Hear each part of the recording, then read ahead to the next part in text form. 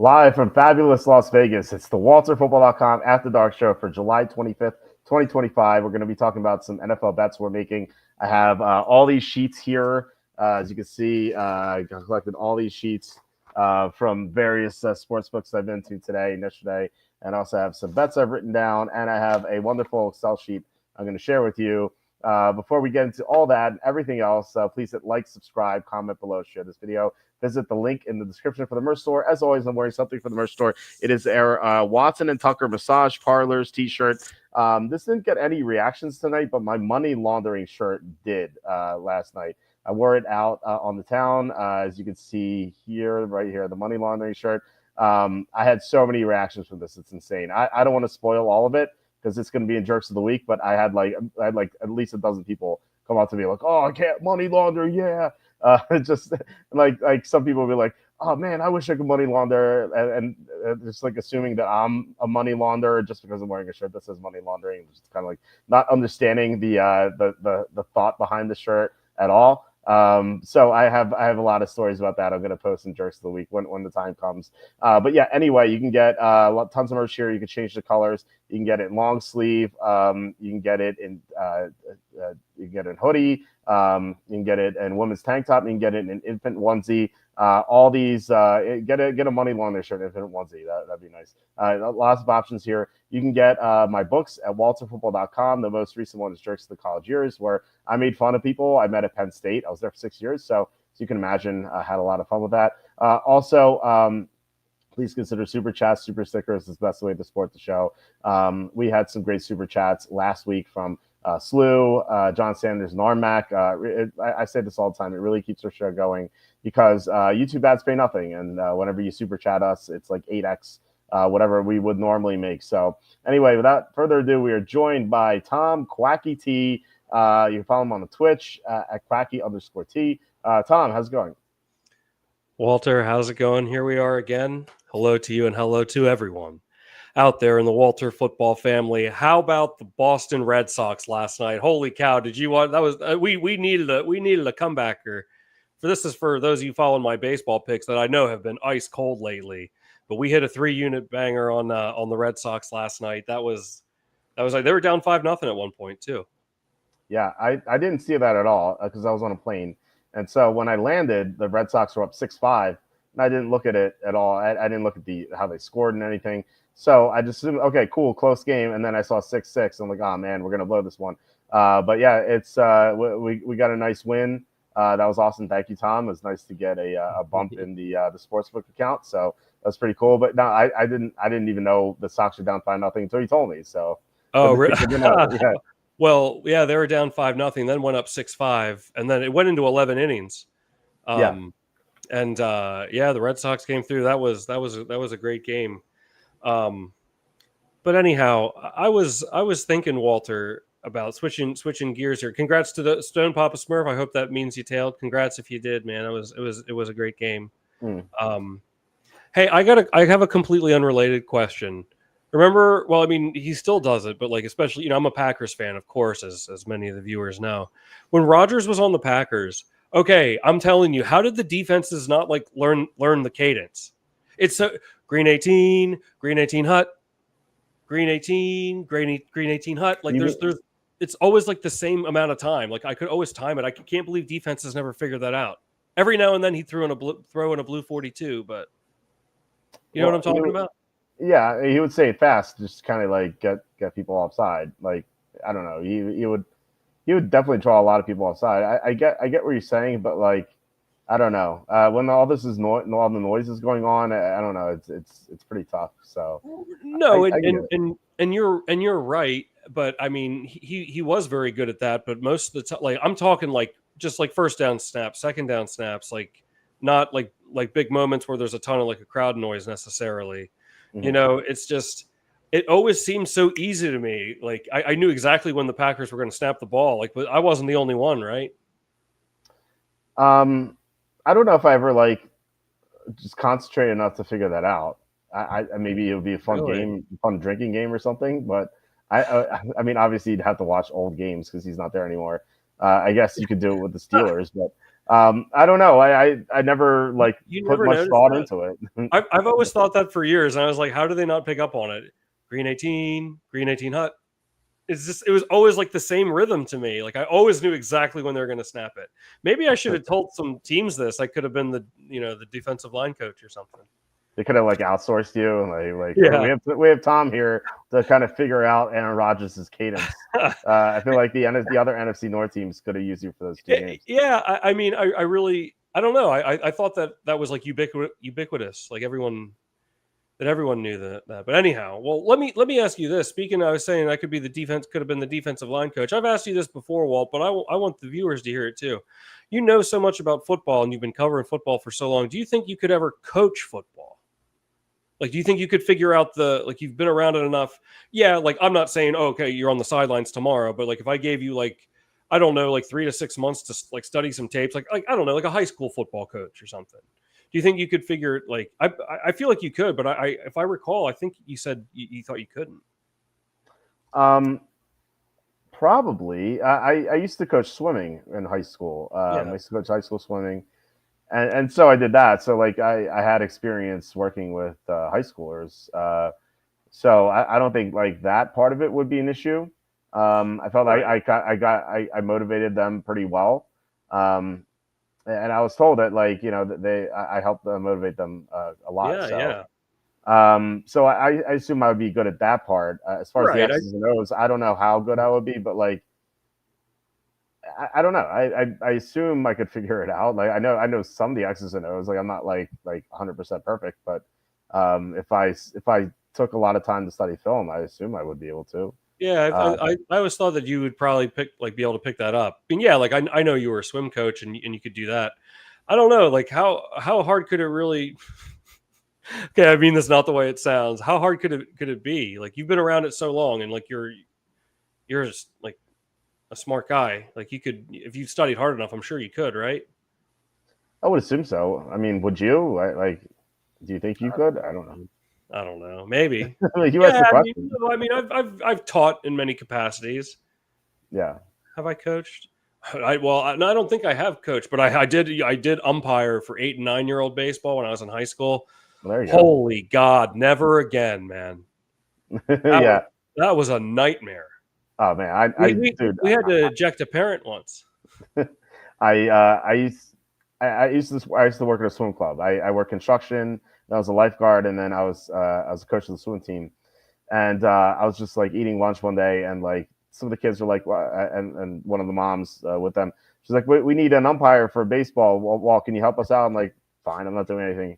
And so, no joke, but like 20 minutes into the game, the mom started yelling at me for making bad calls. I'm like, dude, you just recruited me. I was eating my lunch. Like, call me a break here. It's like you had Like I'm not getting paid to do this. Like I'm just doing this for fun. Not dude, even fun. Like you just asked me as a favor to do it. sorry, I was laughing so hard I knocked. Oh shoot, I'm sorry, everybody. I'm knocking my camera off here, dude. That's you're just like poor, like unsuspecting Walt over here, like just having your watching all Yeah, this. You didn't sign up for any of this. yeah. I'm not What even a was it? baseball guy. Like Yeah, was it a balls? I thought I don't know. I thought it was a strike. She's like, how's that a strike? Oh, so it was balls and strikes. It wasn't like safe. Oh Oh no, no, he no, was yeah. in there. Like They wanted me to call balls and strikes. Like 9-year-olds playing for some reason. This woman is crazy. She has me to call balls and strikes for her 9 and 10-year-old kids. I'm like, okay, sure. so she started yelling at me. I'm like lady, like seriously, like come here, break here. what kind of operation is this in the first place? If they're just like Yeah. pulling random swim club employees off their lunch break. Yeah, I don't know. I look, I like that job. I like that. Yeah. Everyone is. Most people were nice there. That was. There were a couple of insane parents, including that lady who I could write a whole book about her. She was like a complete nut job. That was like one of the many things she's done. But no, Yeah. it was ridiculous. But I hear you about that. I don't know. I think coaching is a lot easier. Although you have to deal with crazy parents too. Yeah. Like every time I would make a lineup, I'd have like 5 or 6 parents come up to me like, why is my son or daughter why is my son not swimming in this event? That's their best stroke. And I'm like, Wow. Dude, I have 200 kids. I have to make a lineup within 4 hours. I don't think you understand how difficult this is. You know, Yeah. so Wow. yeah, it's pretty tough. Yeah, that's got to be tough, man. I didn't really even think about that aspect of it so much. More like about like the I mean the fans get after the umps, but I didn't really think too much like I mean, yeah, I mean of course they get after the coaches too, I guess. I just didn't think about it too much. But I remember, let me tell you this story about how man, like especially like the little league those parents get really crazy. And that's I feel like that's pretty common knowledge. Mm-hmm. But let me tell you the story. So when I played like little league ball, I must have been in I think I was in eighth grade. I was in eighth grade, and we used to play like the neighboring town. It was just like a rec league, And we back then, like there weren't this is like 1999. There weren't like lights at the field or anything. So like once it got dark, or like usually the game was over anyway before it got dark. But if it wasn't, like you just played till you couldn't see, and they'd call it. But like that, it didn't really come to that too often. So anyhow, let me tell you this story. We were playing one of those games.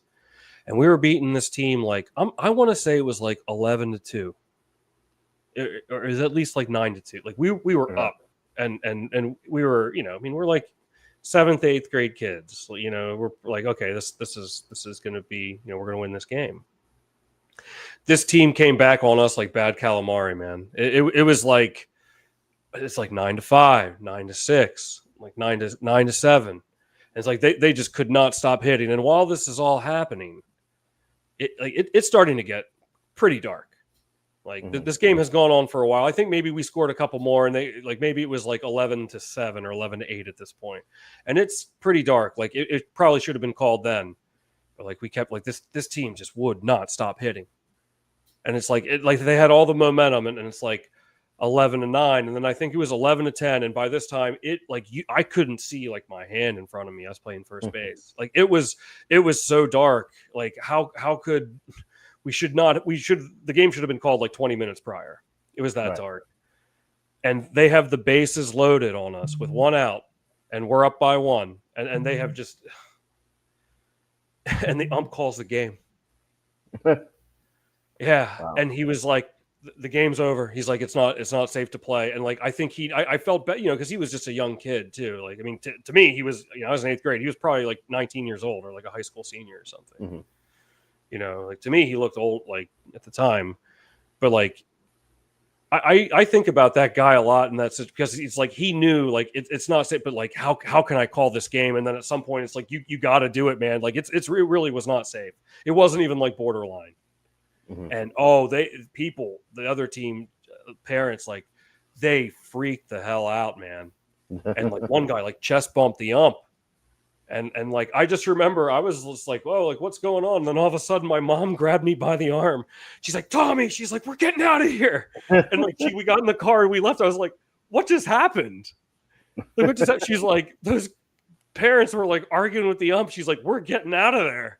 Yeah, we're not going to be around for like some I didn't even stay with the team meeting. Like everything was fine. Like I asked the team later. There weren't like blows weren't thrown or anything like that. But I mean it was the right call. It was the right call. But it was just the timing of it. I mean they scored like I want to say like 7 unanswered on us. We're down by 1 with the bases loaded. And they couldn't stop hitting. We knew we were going to lose the game, and we won because the ump called that. Wow. Well, that's nice that you were able to kind of cheat the system sort of with the win. But I do understand it. Like, you should have played indoors. I guess that's really, or just get some sort of lights. Hey, you said you were a lifeguard. How many? And serious inquiry. How many times did you ever have to like jump off your chair like into the pool? 0. Oh, really? I never did that. I had I was the worst lifeguard there, like by far, and like there's no competition. That's comforting to those that were members of the swim club. I know, seriously. Like I had 2 girls I worked with were like oh man, we're always worried when Walt's on the stand because he's not going to be paying attention. So like I would always like people would like come up to me and be like, hey Walt, what do you think about the Eagles this year? And I like turn around and start talking to them. And I once had the lifeguard, so I would set up this like we had a lifeguard here on one side of the pool, and the other side of the pool is a huge pool. We had another lifeguard, and then we had one all the way on the right near the diving well. And so when people started talking to me, the other lifeguard, this girl Sophia, she buzzed my friend until like she kind of dicked me over. She like blew her whistle, and she started blowing her whistle like 5 times. Like, what's going on here? And she wasn't blowing the whistle at me because I wasn't paying attention. And it took 5 whistles for you to. yeah, exactly. Dude, And awesome. like one time I was just on the stand, and like this guy, middle-aged guy, he brings over this kid to me. He's like, this kid like doesn't know how to swim, and he's in this pool, and I'm like, I don't know, what do you want me to do? Yeah, like what? Well, in all seriousness, like, is that your, like, the kid was out of the pool and he brought him over to you, or he was in the pool? No, he got into the pool and he was struggling to swim, but he was not like drowning. Like he was like near the steps. Like, I mean, like I saw it. Like if he started to drown, I would jump in. But like he just brought him to me. He's like, this kid doesn't know how to swim. I'm like, what do you want me to do? I give him swim lessons right now? Like, I don't understand. No, I see what you mean, because you have a duty to save. I mean, well, correct me if I'm wrong. I mean, you would save the kid, obviously, if he was. But like, you don't. It's not your job to police. Like, hey, keep him out of the pool. I guess. Like, I mean, right. You would hope that the parents would have. I mean, I guess at that point, like, that's just, I don't know. That's just parenting.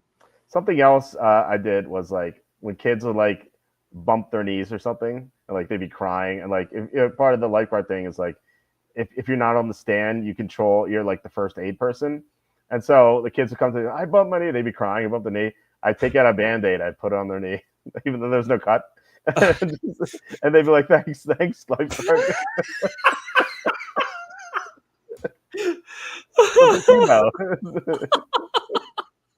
Dude, you just need to get your medical license. Yeah, they should do like the worst lifeguard show, like based on me. I in the adult pool, I fell asleep on the stand. Like I would have these sunglasses on. There's like 80-year-olds like wadding in the pool. I was like fall asleep on the stands. Oh my God.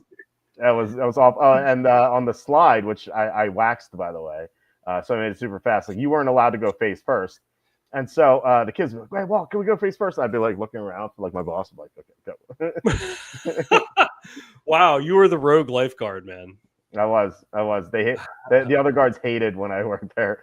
So didn't last very long. I just remained the swim coach. I did construction when it was off season. Like I would dig holes for this guy, I would, like paint the pool. We had a way to like. He wanted to like dig a trench around the whole place, so I was like constantly digging dirt. It was brutal. But like I said this before, I once waxed the slide for a whole week. I was just like on the slide, like wax on, wax off with turtle wax. It was a huge slide. It's like one of those things you'd see in like yeah. And so it took me a whole week to wax the whole thing. But it was like, it sounds boring, but I had my CD player on and I would just listen to music and I was just like in my own world, just waxing like for 8 hours. It was 8 hours for 5 days, like 40 hours of waxing. Yeah. Wow, that's dedication there. Yeah, and people said it was the fastest slide they'd ever seen at that swim club. So I did a great job. That's great. Put that on a resume if I had one. Fastest slide, 2001. Yeah. Hey, I was so I remember growing up. So I grew up in Pennsylvania, and I had family in Florida, and we would always come down in the summer, and we would often go to this water park. It used to be called Wet and Wild. It's called I think it's called like Volcano Bay or something. It's been decades since I've been there. But anyhow, and we would often go there, but to Wet and Wild. But one year I didn't question it. I was just a kid. Like I was just going wherever, I was probably I don't know, like maybe 11 or give or take. And we went to this other water park. To this day, I don't even remember what it was. I bet my mom would probably remember. But there was this slide there. It was called the Banana Split. Like the slide was kind of like in the shape of a banana in some fashion. And the little boats that you could get like 2 people in a little boat, and you just went down like this slide. It was pretty fun. And the boats that you went in were like shaped like bananas. It was called the Banana Split. So my cousin Danny and I, we kept going up. There was like no lines. Like you get to the bottom, like you run up, you're back on in like 2 minutes. So we must have done that like 7 times at least. Mm-hmm. So anyhow, one point, so my cousin Danny and I get in the boat, and the guy, like, he's got to wait till he throws one boat down, and then he waits till they're out of the way, clear, then you throw the next one. And he was like an outgoing, like charismatic type of guy. He was like kind of goofing around, talking with us. We were like laughing with him, having a good time. And like, he just kind of got distracted. So like Danny and I got in the boat, and the guy goes, "Are you ready?" And we're like, "Yeah." And he pushes us, and I see my aunt behind us going, "No, no, no!" And I'm like, "What are you talking about?" I look down, the boat before us, the girls in that boat were still standing there at the bottom. Oh wow! Like we're about to go like full speed, my cousin and I, like, and hit these girls. And I'll never forget. My mom was at the bottom waiting for us, and she sees these girls standing there and us like imminently coming, and she's like, "Get out of the boat!" And then she like grabbed them, and just in the nick of time, my mom got them out of there. Wow. And we hit the boat. There were like softer boats, so like we were okay. But like because I was just like I was like, why is my aunt saying like no, like because she saw it from the top of the slide. Yeah. She's like, they're not ready. And I was like, what do you mean? And I looked down, I was like, oh my God. Like this thing is moving. This slide is moving. And they're just standing there. Like, I think the one girl, like she must have had her hand outside the boat or something. It was like one of those parks that it wasn't like a major water park. It was like action park where people get hurt and stuff. Yeah. And I think she had like somehow like her nail like got ripped completely off. Maybe her hand touched the edge one way or another. So she was down there just like standing like, damn it. Like, Yeah. But, right. But the guy, like she wasn't thinking about that. I'm sure her hand really hurt. But on the other hand, it's not her fault. Like the guy operating the ride, you can't just be like ready, like you need to make sure that's clear, bro.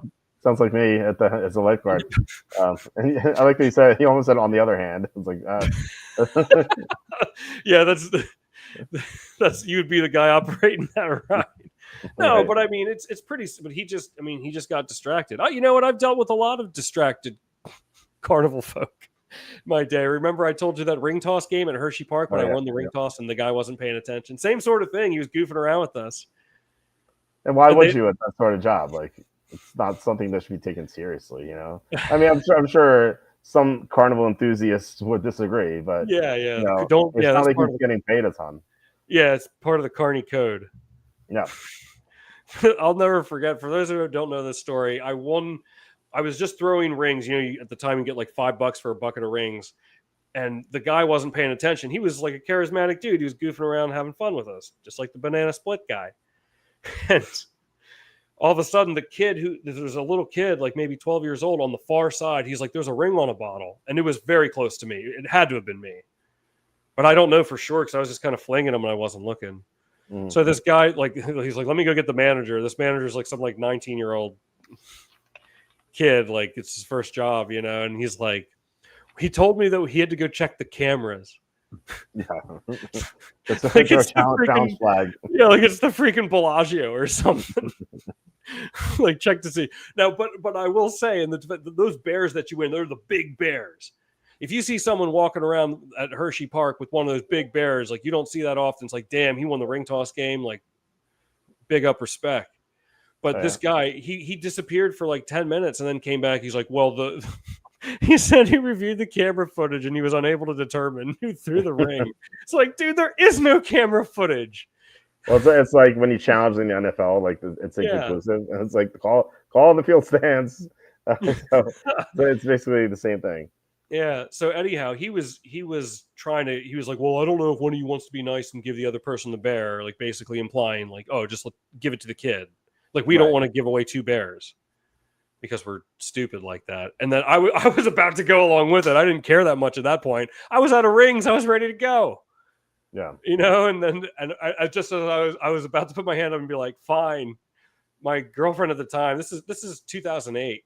She's like, she was standing behind me. I didn't even know she was right there. And she goes, shouldn't Hershey Park give both of us a bear? And the manager type was like, well, I guess. And as soon as he said, like, as soon as I saw him came, I was like, give me the bear.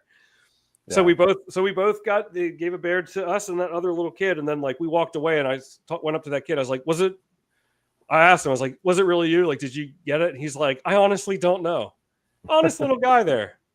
So your girlfriend, ex-girlfriend sounds like a keeper almost. Cause like she she had the balls to stand up to this Hershey Park worker.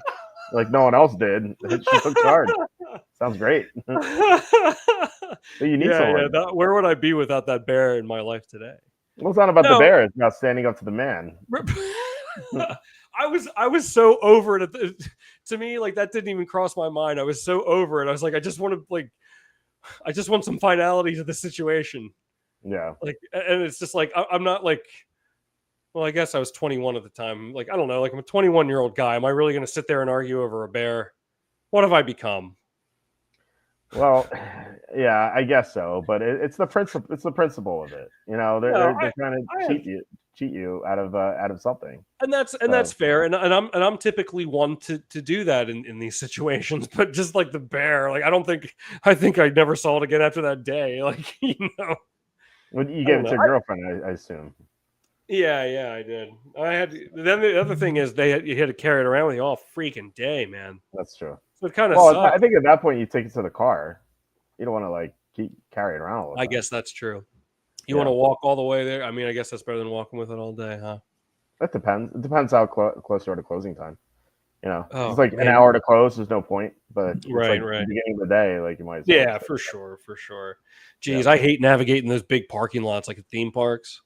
Oh, I went to yeah, SeaWorld earlier this year. Oh my god, I forgot where we parked. that's horrible. But There should be it like a didn't take slip. us long, but I was like, oh man. I was fretting. I was fretting a little bit. Yeah, there's no excuse right now because if you have a cell phone, you take a picture of Yeah. like where you are. But like Mhm. back in the day, you had no idea. And I mean, they did a whole episode about like on this with Seinfeld. Like they were in the parking garage. They had no The air idea what the parking conditioner. car. Yeah, and they kept walking like around and like it's the whole episode. But they're just trying to find their car. So, but like Yeah, that's a now it's good just one. different. You just take a picture of where you are. Yeah, or a lot of that stuff is well, like especially and they were marked back then. Yeah, But like I obviously I didn't look, or I thought I remembered and I didn't. I don't know. It doesn't matter. It didn't take long to find it, but right. I was getting like I hope this isn't gonna turn into some sort of ordeal. That happened to me. That Seinfeld episode that happened to me when I went to UCF. Like when I first like my first semester here, and I parked in the deck. I'm telling you, I thought my car was stolen at one point. I could not find my car in this parking deck. I just went to the gym on campus. It's right across from the parking deck. And I was like walking up and down, and I thought, there's no way like I haven't been there. Like I Right. haven't been past where I parked. I didn't see my car. I actually thought it had gotten stolen. Finally, I was like, come on now. Like I think I finally retraced my steps, and I found out no, it was not in fact stolen. But yeah, I don't know. Like either the parking deck designers are getting more clever, or I'm getting dumber, Walt. I don't know. Well, why not both? It is probably that. Yeah. It is probably that. That's like the roundabouts. What's your official stance on the roundabouts? I don't know. I never had an issue with them. Like, people complain about them all the time, and I don't get why. It seems so simple. I don't I have a don't. problem with the 1 lane roundabouts, but the Well, 2 lane there's always like roundabouts. an inner lane, an outer lane if you're exiting. So if you're exiting, go in the outer lane. But if you're going, keep going, you're in the inner lane, right? Like, seems. Right, and you would think it'd be simple, but there's Yeah. so many people there. Like if you have to go by one often, like they don't know how to do it, or they try to go from like the inner lane, the far lane, they try to turn, and it's like, bro, Yeah. Yeah. I mean, I don't. I People don't know. are. People are Maybe I dumb. don't. I don't know why. Maybe I don't know how to. Maybe I'm the one that doesn't know. Yeah, it's like the Twilight Zone where we're the ones who don't know how to do it, and like the people who are turning from the inside lane, like they're like these idiots are turning from the outside lane. How stupid are they? I don't know, man. I'm getting dumb, but I'm not as dumb. You know what? I was thinking of this today. I go to Wawa. I get coffee at Wawa every day. I remember I've witnessed a couple times where there's someone at the the touch screen order. Sure, yeah. There's like some person up there, and they're like, I need help. Like That I happened need to me help. tonight. I went to Posh Burger at Aria, and this guy was like, I can't do my order. And the woman's like, "What do you mean?" He's like, I want a double cheeseburger and fries." And the woman's like, she's like, "You can just enter it." And he's like, "I can't do it." And so she came over to him, and she's like, I was like, "I want 2 patties and fries." And she's like, "Okay, this is how you do it." And he's like, "No, I don't want the bun. I don't want cheese. I just want 2 patties and a fries." Like, are you kidding me? They've asked for that. our society has peaked, man. I'm telling you. Yeah. This but like I remember this one girl I saw, she was like had this panicked look on her face, and she was like trying to like, and she's like looking left, like looking right behind her, and she was like, I need help. And it's like, what do you say when you get there? I mean, I was close enough to say in good confidence it wasn't a matter of the system malfunctioning. I can say that very confidently. Right. But then there was like an employee that walked up to her to help her, and then I was no longer within earshot. I had left. But it's like, what do you say to her when you get there? Like, okay, what do you want? Press that corresponding button. I mean, how else do you say it? Yeah. I mean, I guess like maybe somebody could get confused about like customization, maybe like removing removing a topping or something. Maybe I could understand that, but I'm being a little generous, I guess. What do you think? Little generous. I don't know. It doesn't seem like very difficult to me. But it doesn't, but maybe it's just like one of those things. Like one day, like we'll be out of touch with things, and it's like people will be like, "Oh, like how do you not?" It's like Grandpa Simpson. Remember what did Grandpa Simpson say? He's like, "I used to be hip and with it, but what it was changed, and suddenly what it was weird and scary to me." And I love. He's like, yeah. "It'll happen to you." Of course, It's yeah. true. I mean, Yeah, like like, all this stuff. I like, I don't know. I feel like nothing is like, I don't think anything is like too difficult at the moment. But I think once you get older, it's like so hard to figure things out. Like my doctor is a good guy and everything, but like they made him like he used to just not use a laptop, but like they made him use a laptop or something like the practice that he works at now. And he can't type to save his life. Like, and it's been like 10 years since he's been using this laptop. He'll like when he's typing up my report or whatever, he goes like like press That's button, brutal, man. press button, and it's like it takes like 10 minutes for him to type like a sentence. It's so. Is he still working? I'll type for him. I'll scribe. I guess you can apply for that job. I guess. I mean, he's still there. They actually called me for. They're like, you have a 6-month checkup. I'm like, who gets a checkup 6 months? I don't know. Maybe if you're old, but I'm like. Like I'll call you guys back in half a year. Maybe they saw you typing like this. Yeah, maybe. Well, I had a teacher that typed like that. It was always so funny to watch. I did offer it him. I was like, "You want me to type that for you?" He's like, "No." But yeah, he was like, it was typing. Yeah, it was the one finger and then the look up to confirm. Like they stop typing, they look up to confirm if it's correct, and then go back. That's brutal, man. I've always been a strong typer. I've always been a very strong typer. Yeah, me too. I once had a friend, and his dad. We used to hang out all the time. His dad, he was like the first person I knew who used a computer. It was like dating myself here, but this is like 1988 or 1989, and like he had like one of those IBM DOS machines where you'd have to type in your prompts. So there's no Windows 95 or anything. Yeah. Or the Windows, he didn't even have like Windows 3.x. It was like just DOS. And so he would put in some games for us, and like he just like in the background he's just watch us type, and like he would see me. He's like, "Walt, that's not how you type. Let me show you." And then he would like show me how to like you put like your index fingers in the F and J and have your thumbs in the space bar. And he's like, "This is how you type." He would like make sure I knew how to type. And so like it's like he did the same thing with his son and all the other friends he'd have. He was like such a stickler for that, but it actually helped me out a lot. So I actually thought I'm like, hands on the home row. Yes, familiar with the home row. Yeah, I don't know. I was a really strong typer. I don't think I mean, I know there's someone out there undoubtedly that can type faster than I can. I put my skills up against anybody though. I put my skills up against anybody. I think I win 95% or more of type offs. Well, I beat Mario teaches typing, so I don't know. I might have you beat. I'm not sure. I don't know. I don't know. I do type for a living, but you know. Yeah. So yeah, well, I type for a living too. Yeah, I know. Yeah, this could be a real good bet. Oh, we should stream that. I don't think anyone would be interested. I think we'd have more interest if we talked about the WNBA, to be honest. We could do both. We could discuss that while we play. We could type about the WNBA. Yeah. We should do it. It'll be like a double stream, and then how would that work though? How could we connect and then stream it? I don't know. We'll think about that. Yeah. I don't know, man. I think I'm pretty solid. I mean, I don't doubt that you are too, but maybe that would be the type off that the world's been asking for. Yeah. Exactly. That's, We can you imagine? Yeah, right. We did have Sue asking, so how much did you pay for a Vegas hot dog? Or if you haven't, what is your over under if you decide you want one? Interesting that you asked that, Slew, because I met with Andy, who, of course, comes on the show on Thursday. He'll be doing the show on Tuesday, by the way. He and Evan are going to be flip flopping Tuesdays and Thursdays. So Evan's going to be on Thursday. Andy will be on Tuesday. So I met with Andy, who's my proxy for the Super Contest and the now the Circa Millions.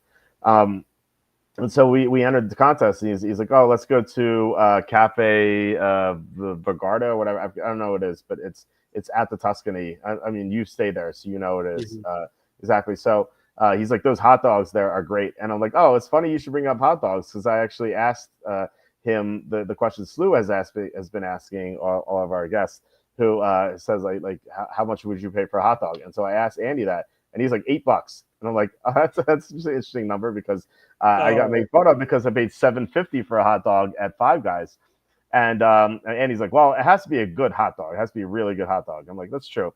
And he's like, this cafe place has some of the best hot dogs I've ever had. And I'm like, okay, let's put that to the test. So we had a hot dog at this cafe, and it was $6.50.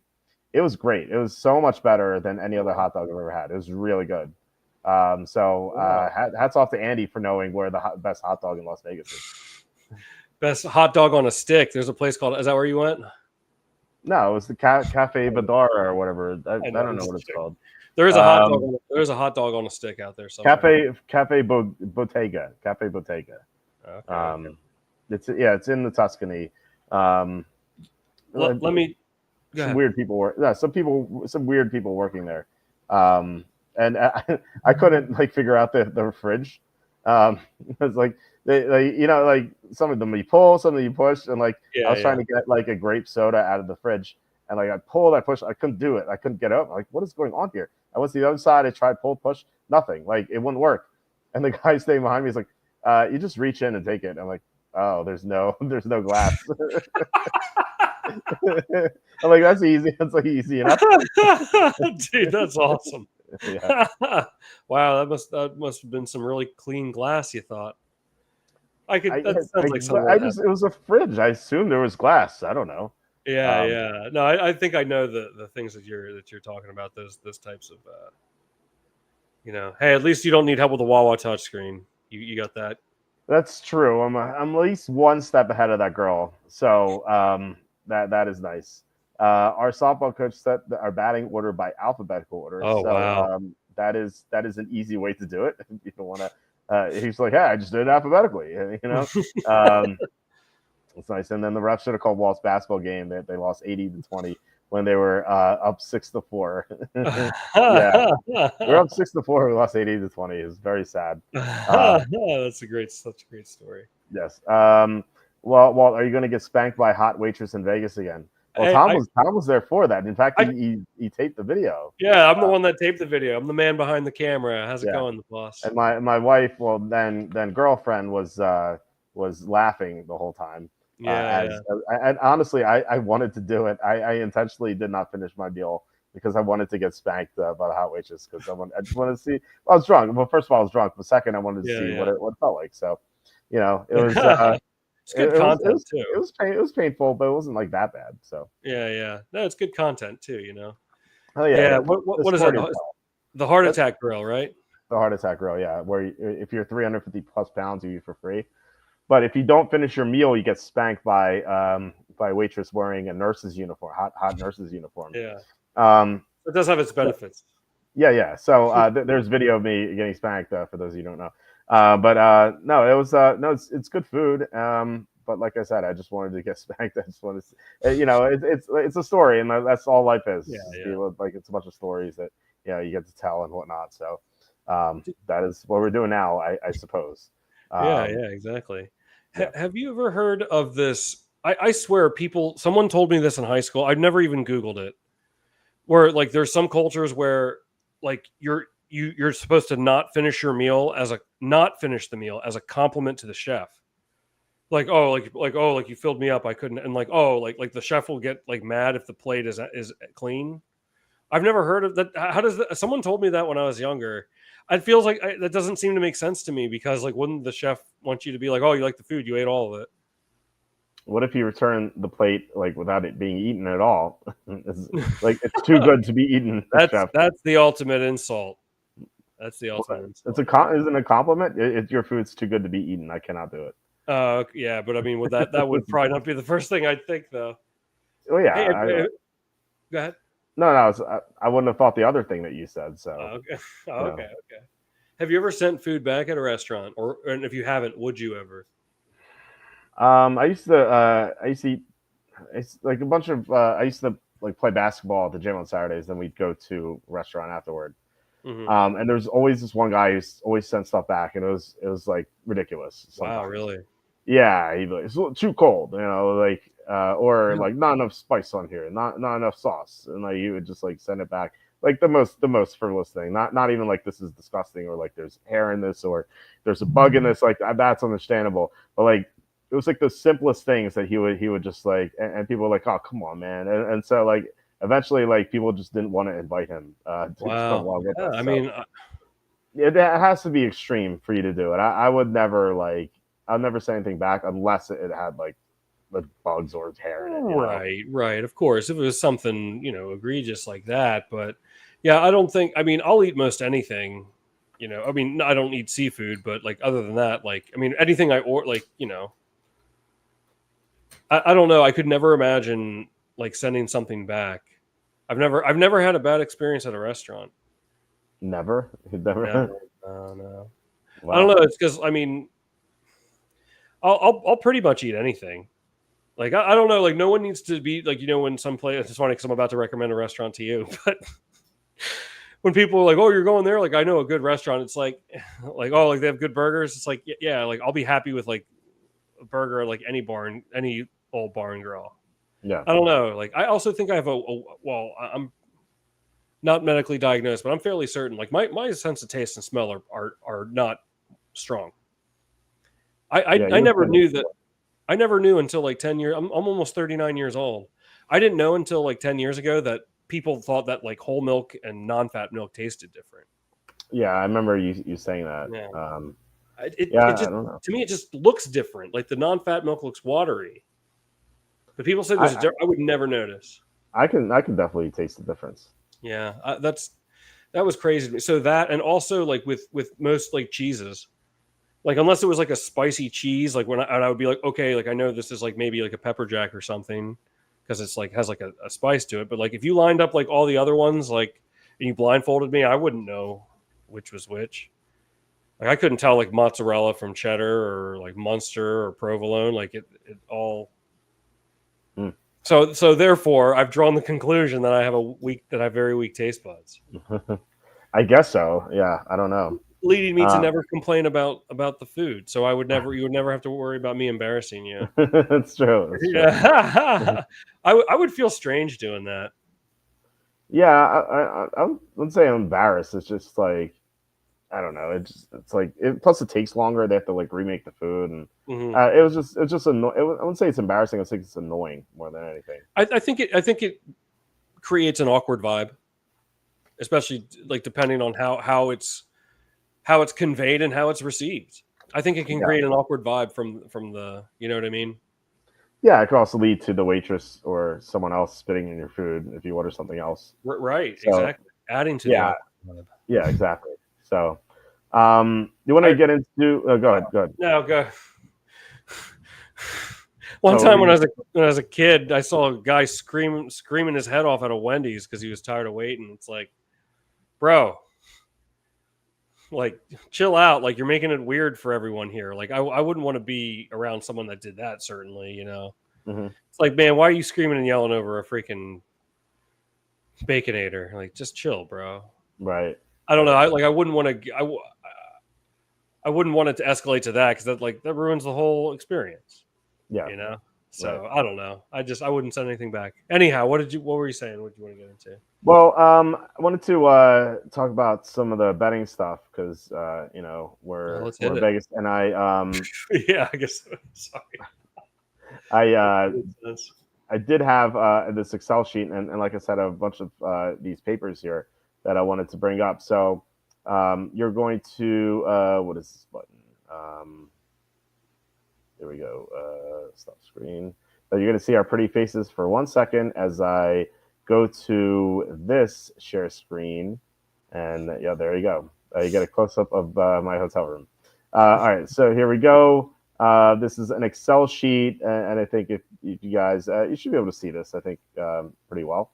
I can enlarge if you guys want. Let me know, people, if you think this is too small. So this is an Excel sheet with all the over unders, and it's by Sportsbook, and I highlighted the best odds at each one, both for overs and unders.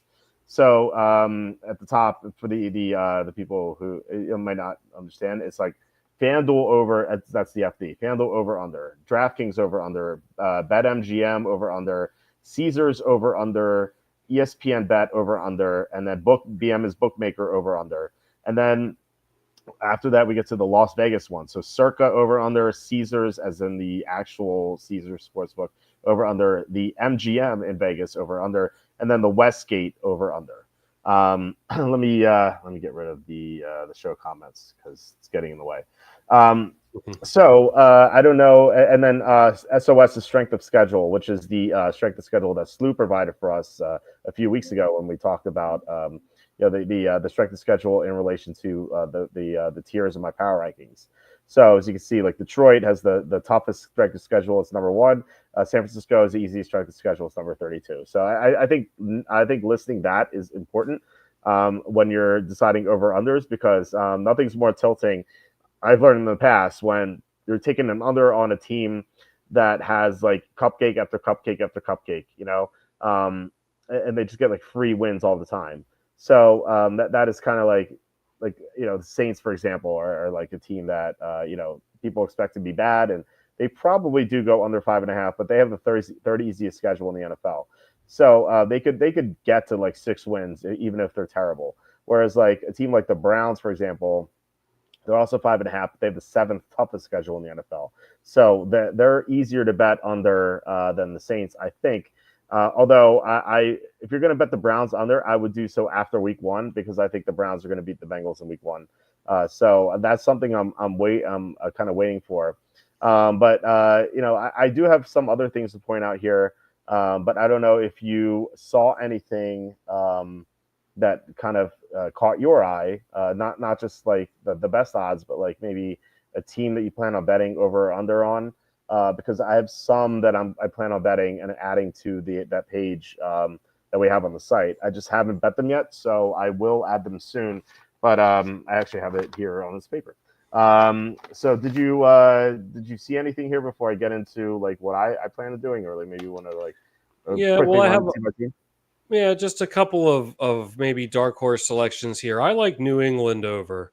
I don't think that division outside of the Bills is the rest of that division isn't going to be very good.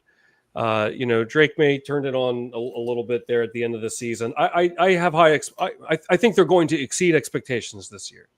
So take that for what it's worth. But I think it's a high number. What is it? There's 7.5. For some reason, I thought it was 8.5. I like the over 7.5. The juice is jacked on the 7.5. So the best 7.5, as you can see on the screen, is at FanDuel minus 165. I also have the best 8.5, which is minus 105 at MGM. So it's up to you whether you want to pay the big or not. I personally would because 8 and 9, like the difference between 8 and 9 and 7 and 10 seems like a lot.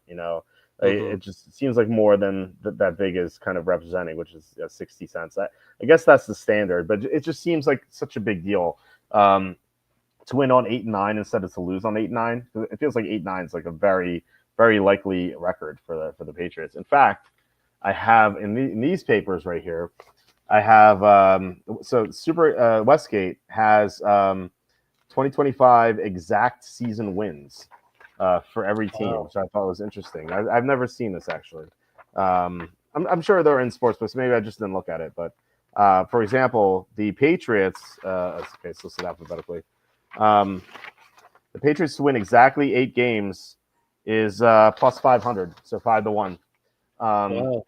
So yeah, I would pay the vig, even though minus 165 seems like a lot, but still better than the other options. Like look at DraftKings, they're 7.5 minus 235. BetMGM is 7.5 minus 250. So like you're getting a great discount on FanDuel if you like the Patriots over 7.5. Yeah, man, I do like it, and they've got a stretch here: Saints, Titans, Browns, in 3 straight weeks. So you know what I mean. And then you've got out of that division. I feel like they should probably be able to win at least 2, probably 3, or probably more like 3 against the Dolphins and the Jets. And then they've got a couple others here. Who else? Okay, the Giants. Yeah, The the strength of schedule is 31st. Like it's second easy schedule in the NFL. Oh, I didn't even. I mean, I saw that on there, but for some reason I didn't look at that. I wanted to see who they were playing exactly. So, oh yeah, I don't know. I think they're a team that'll exceed expectations. I like the over there. Would it change your mind if it's Andy's top play and it's under? Andy's top over under plays Patriots under 8.5. Really? Yeah, he brought that up. Sorry, He's like, I love the Patriots. I'm like, over? He's like, nope. I'm like, oh, why under? And he's like, everyone's betting the over, and the numbers jacked up. And he's like, how did they go from what are they 4-13 last year to a near playoff team? But I could see it though. It's such an easy schedule. Drake May's in his second year, better coach, improvements to the offensive line, some improvements to the defensive line. I think the formula is there for the Patriots to maybe go 9-8 or 8-9. That's why I think like the over 7.5 is key there. If it was strictly over 8.5 for like normal vig, like minus 120, I don't think I'd like it.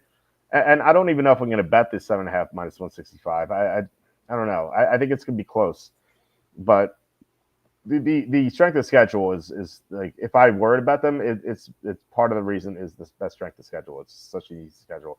I know that like it's tough to predict, but like sometimes you can, like you're not going to get every team right, but we're going to get a lot of teams right. Like who'd you say? Like the Saints are on that schedule. We know they're going to suck. The Browns, we know they're going to suck. The Giants, we know they're going to suck. By the way, and one of these other papers I have is teams with fewest wins on the season. Saints, Giants, and Browns are the 3 favorites to have the fewest wins in the NFL this year. So it's nice that the Patriots get those 3 horrible teams, and we know they're better than them. So they should go at least 2-1 in those games. So that's 2 wins right there out of the 8 that you need. I follow this guy. I thought I didn't really look into it much, but I saw this post. This guy JJ Gruden that I follow on Twitter. He says that he really likes the Washington Football Club to miss the playoffs. Redskins. To miss the playoffs, that's insane. I'm actually going to bet them to make the playoffs. I think. No, I have. I'm going to bet the over 9.5, which is 9.5 minus 105 at circa. So, did he say why?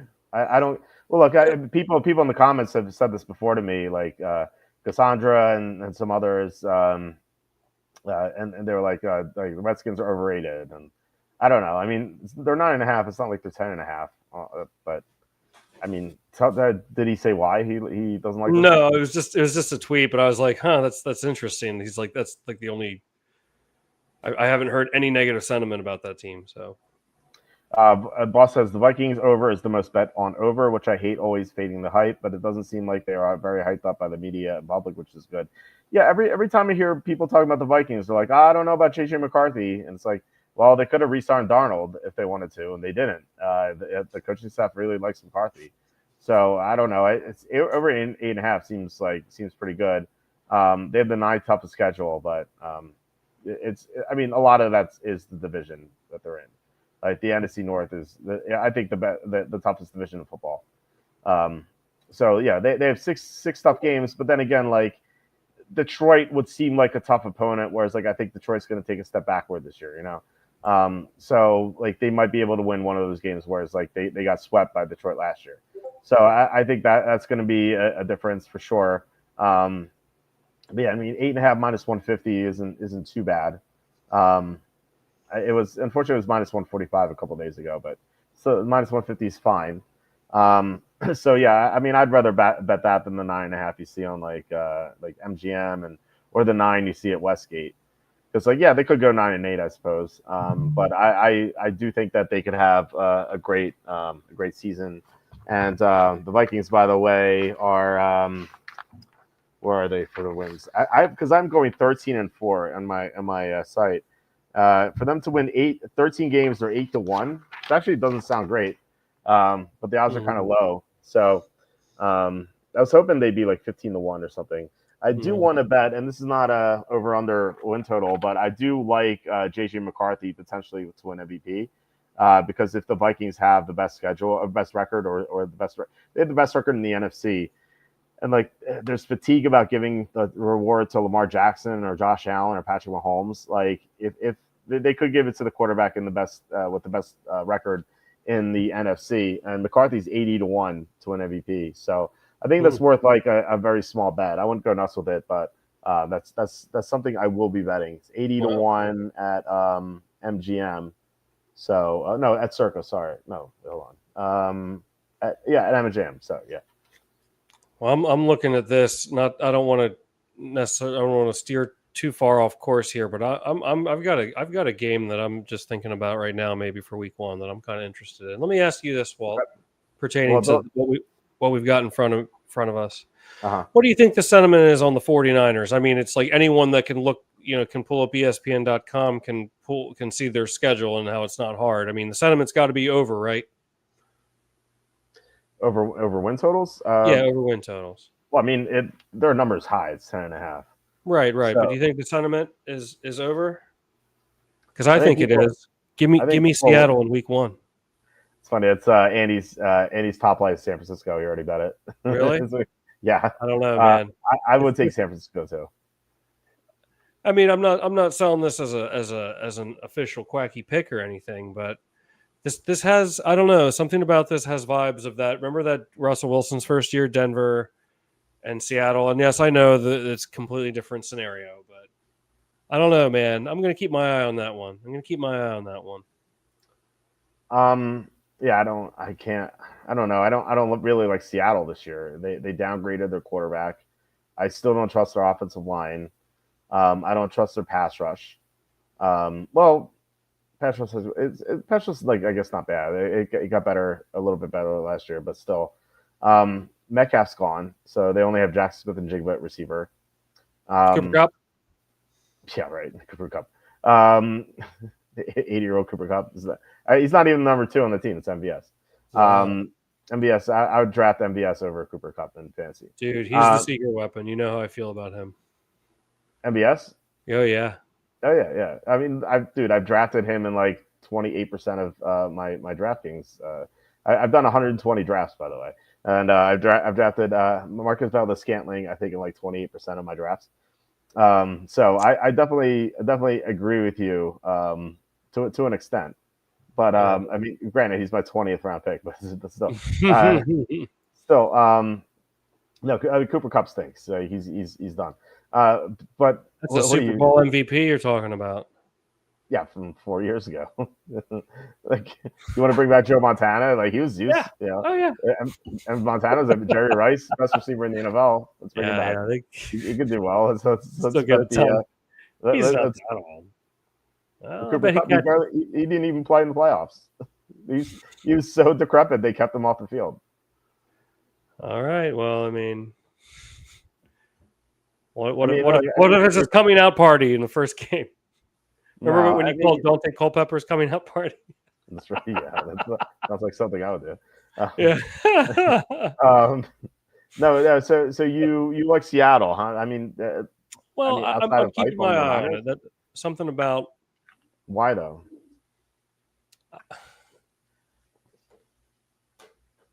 I don't know. I'm not saying I like them yet, but I'm going to keep my eye on that one. I would go Niners. I think they're underrated. Well, I don't want to pull. Sorry, I'm sorry. Go ahead. Sorry for what? No, it's cutting you off. I don't know. Well, no, I don't want to take us too far off track here. We can keep going with the wins. I'm sorry, y'all. Week 1 line. What are they? They're Niners are -1.5. Feels like they should be -3. I think that number's low. The Niners are clearly better than Seattle when McCaffrey's on the field. Like last year, McCaffrey played for 4 games. He wasn't even healthy. Trent Williams is out for a bunch of games last year. They were missing a bunch of defensive players.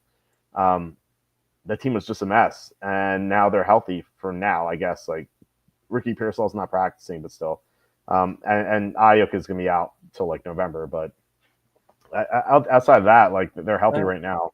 I hope the 49ers lose every game this year. I don't know. I've drafted so many Niners in best ball. Okay. I hope they do well then for you. See, I'm a good friend.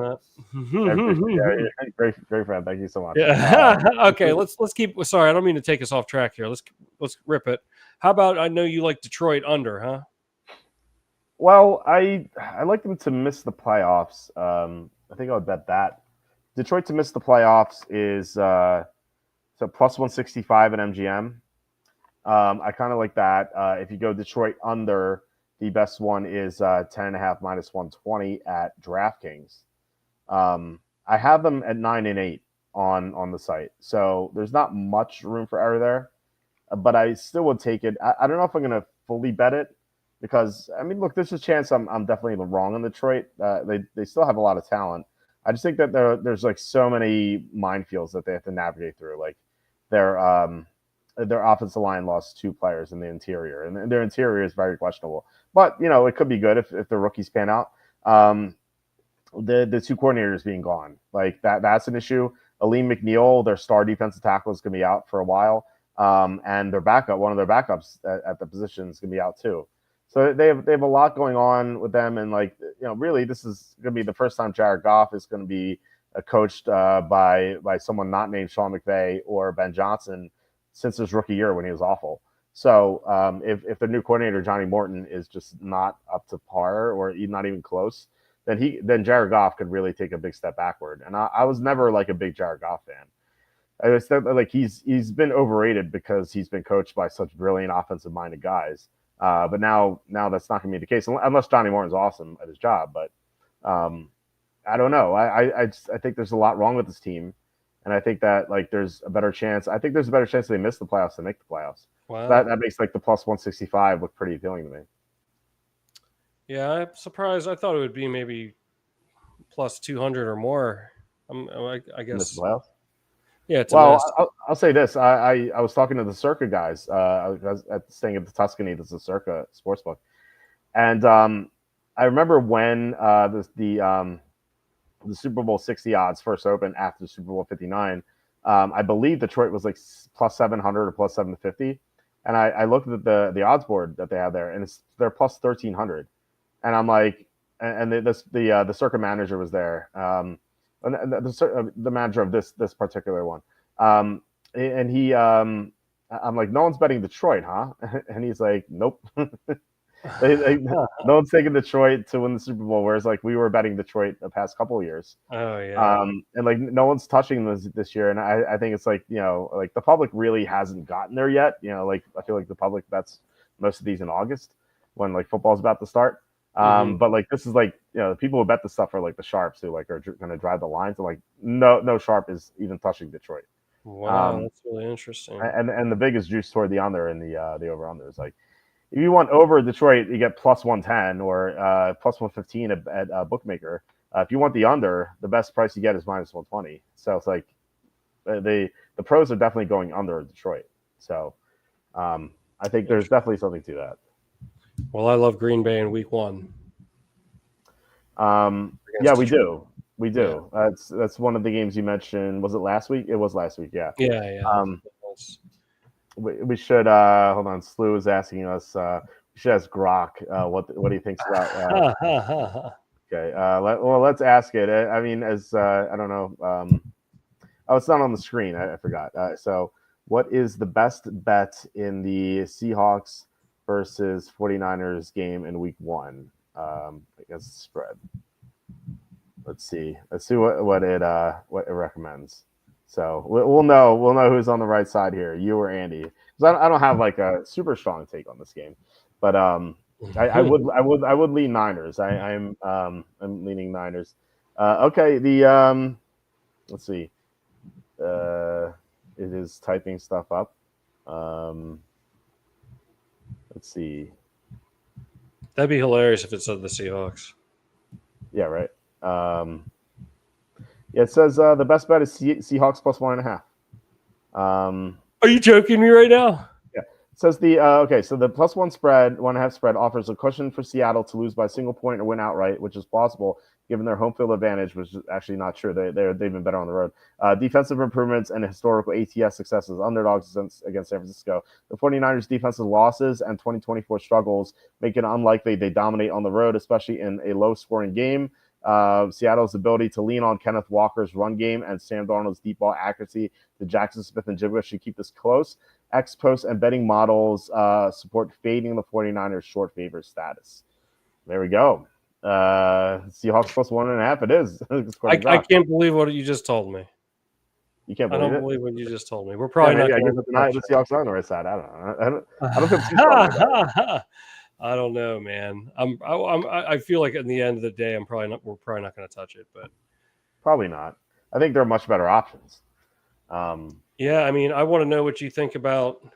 Geez, what do you think? Oh, sorry, I don't mean to. I keep taking us off track. I'm sorry. No, I mean if we're talking about betting, we're on track. Yeah, I mean, what about Steelers -3? Looks mighty tempting to me, but I feel that seems too easy. It seems too easy. Yeah, I think Steelers is the way to go. We can ask Rock, but as long as it agrees for our picks, that'd be an interesting contest. Just follow the AI. Although I assume some people would do that, but no, I mean, look, Jets have new coach, new quarterback. I love fading that situation.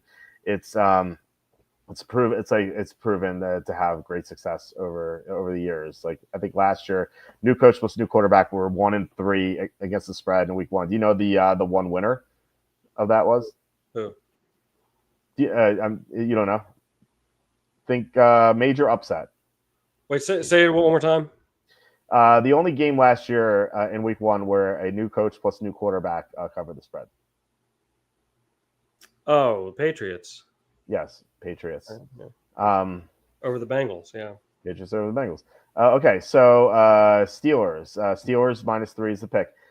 Pittsburgh's defensive edge, led by Watt and Highsmith, should disrupt the Jets' offense, which struggled for consistency in 2024. The Steelers' balanced attack with Harris.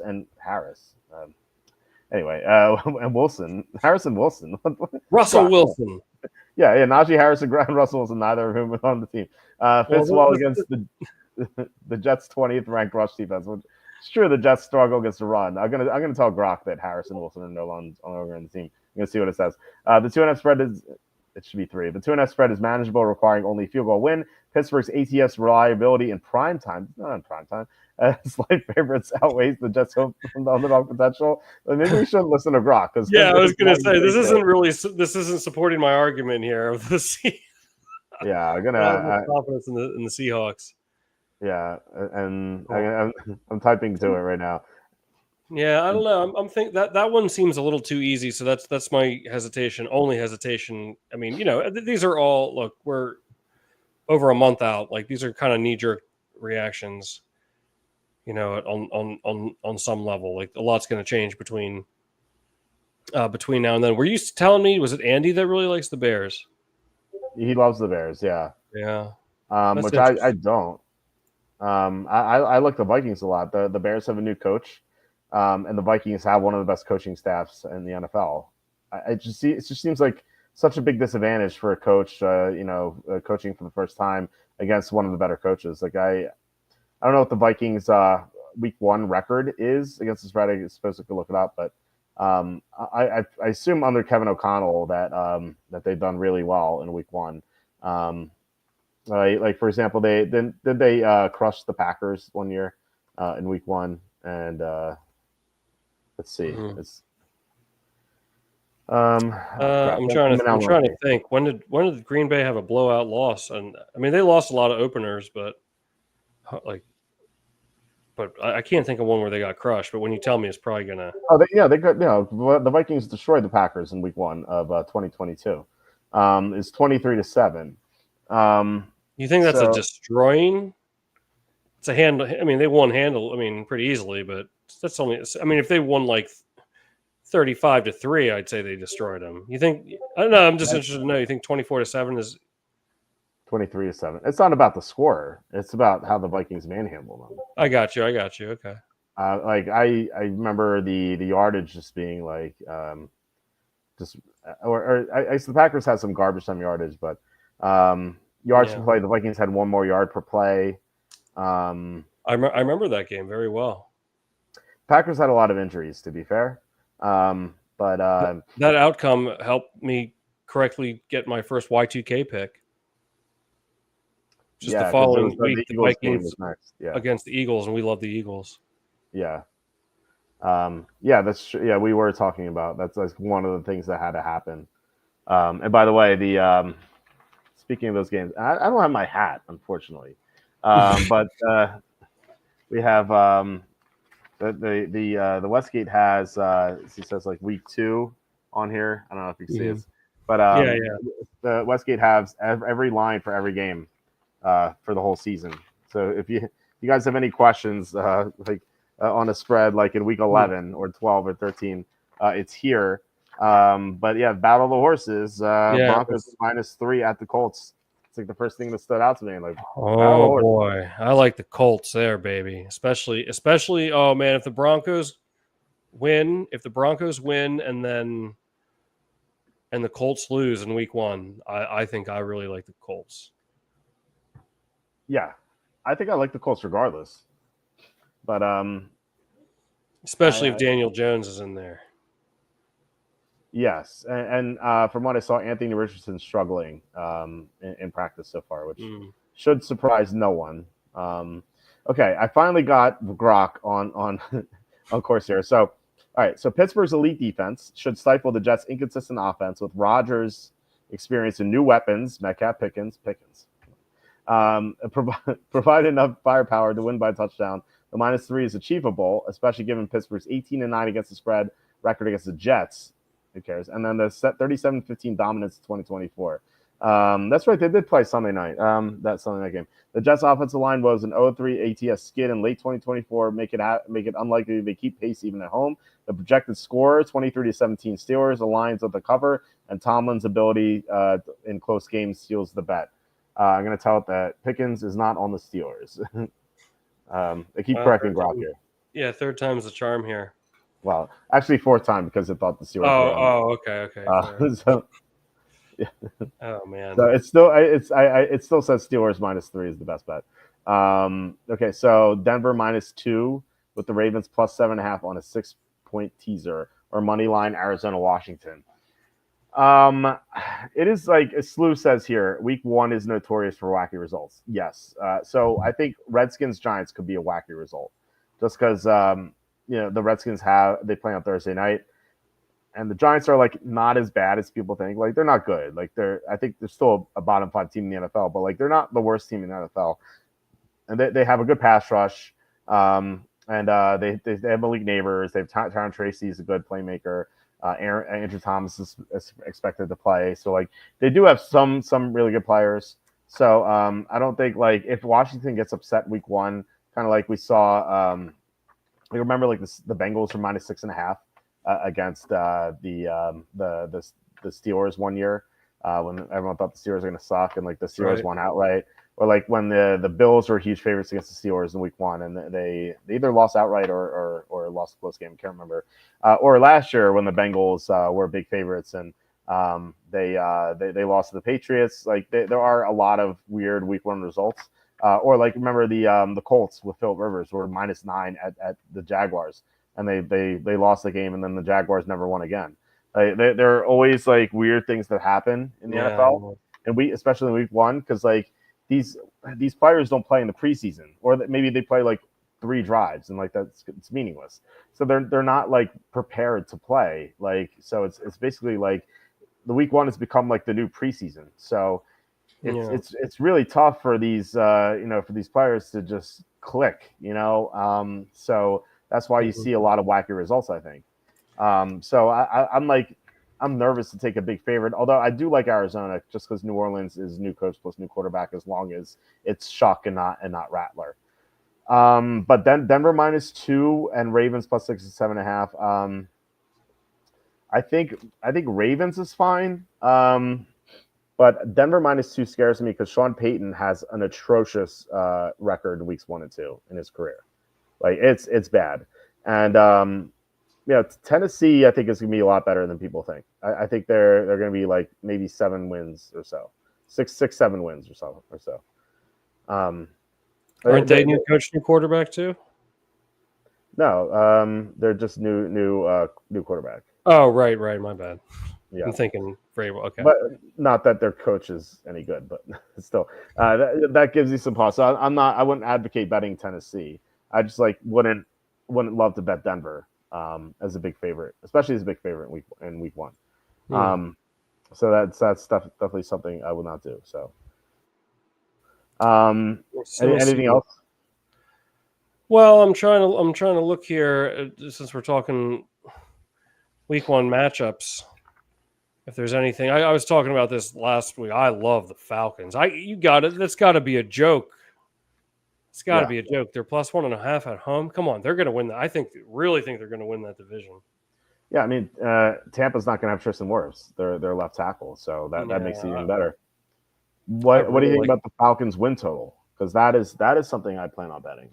I think yes. I like the over. I already have them to win the division. Yeah, me too. I got a great number on them to win the division. By the way, I don't know if you saw my post, but not sure I did. What was it? It was I got them at +480 to win the division. Oh wow! Right, and it's listed as like +240 everywhere. You're like, well, how'd you get this +480? It's got to be a scam, right? Well, that's the beauty of having multiple sports books. Sorry, Florida citizens. If you like look every day on DraftKings, FanDuel, even ESPN Bet, they will give you like profit boosts and whatnot. And DraftKings has been giving a ton of profit boosts. They've been giving 100% profit boosts twice per week this whole July. Unfortunately, I'm not at home, so I don't know if they've given one, and I don't know if I can claim it here. Maybe I can.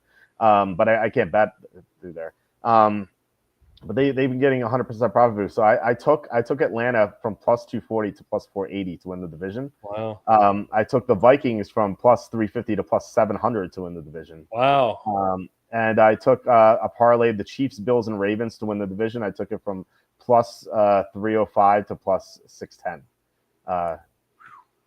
Yeah, so that's the beauty of it. That's I say this so often, but it's so important to have.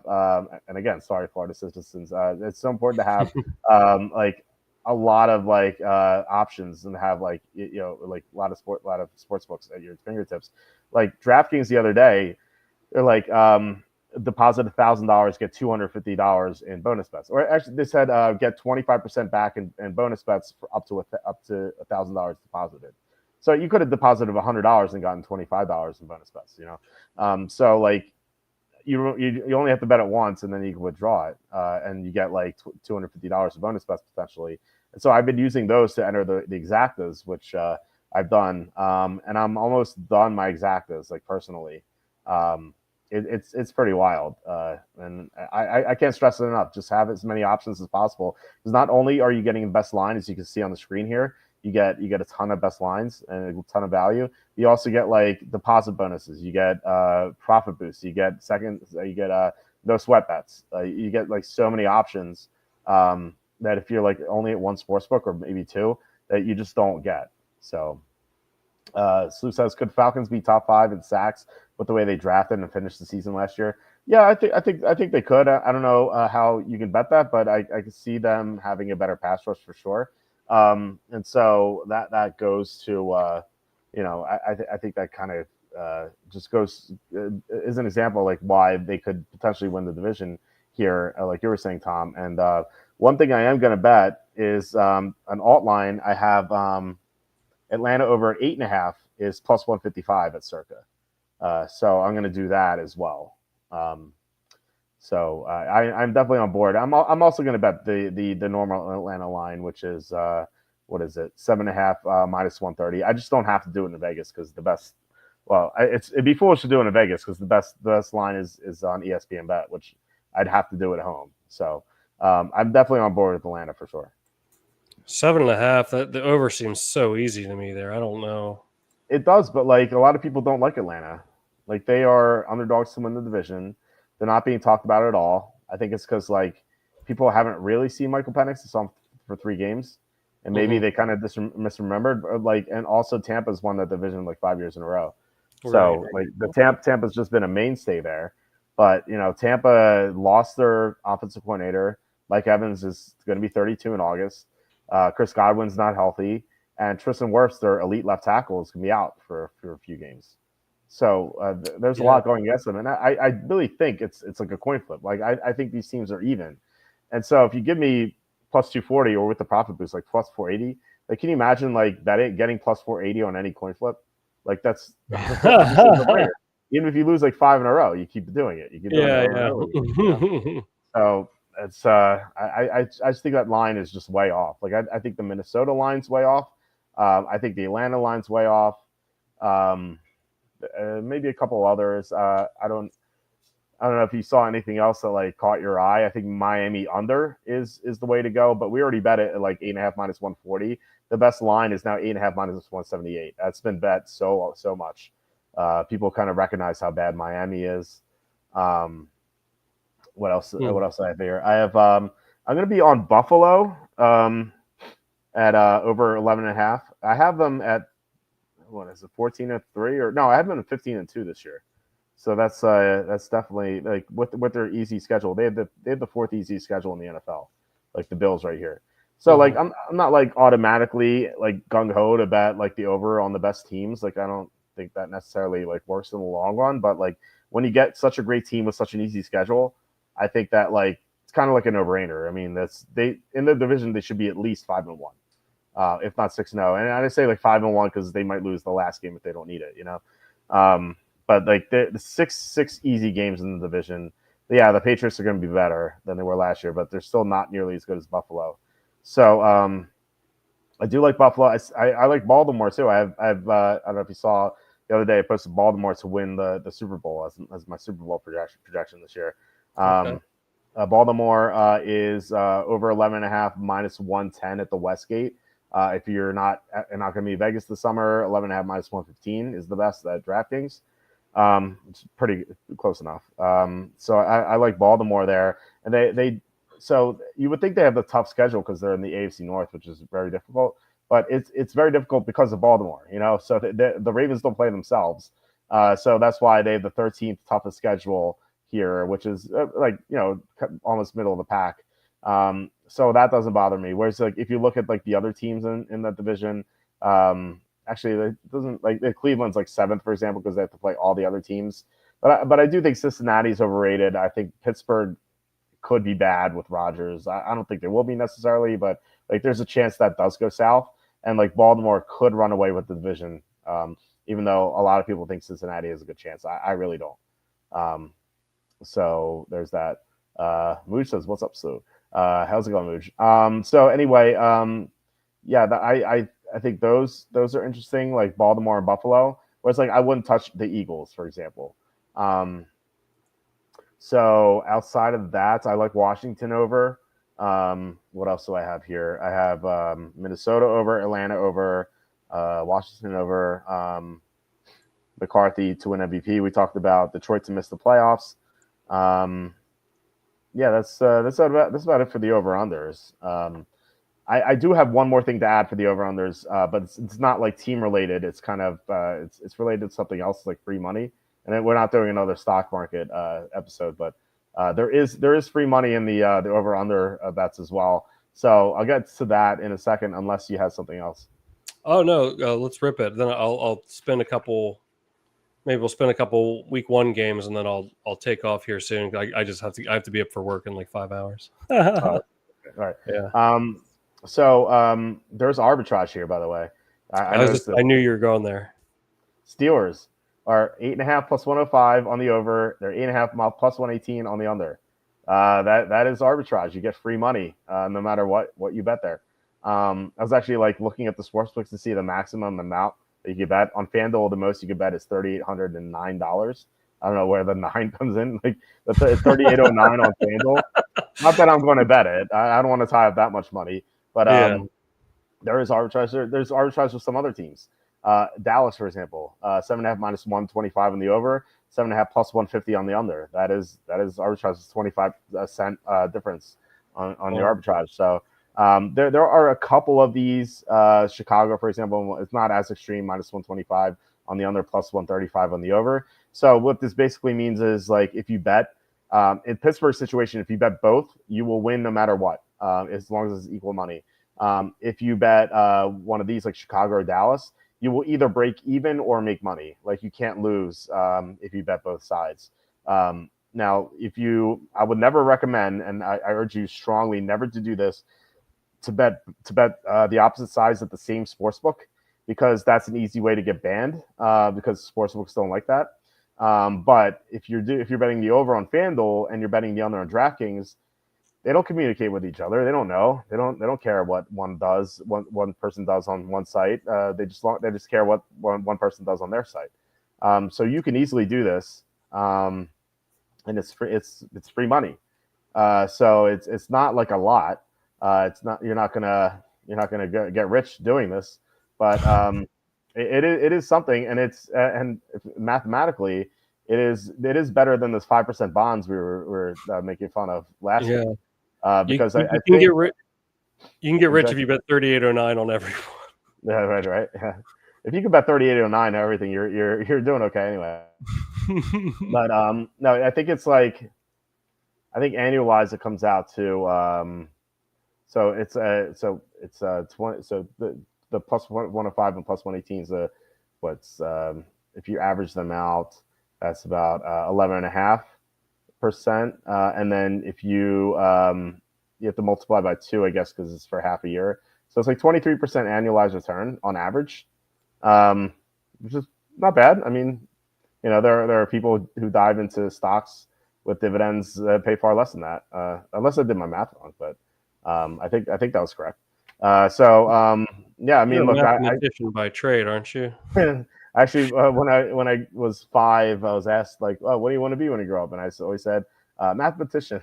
I didn't even know what that meant. I just like, oh yeah. I asked, you can ask my sister.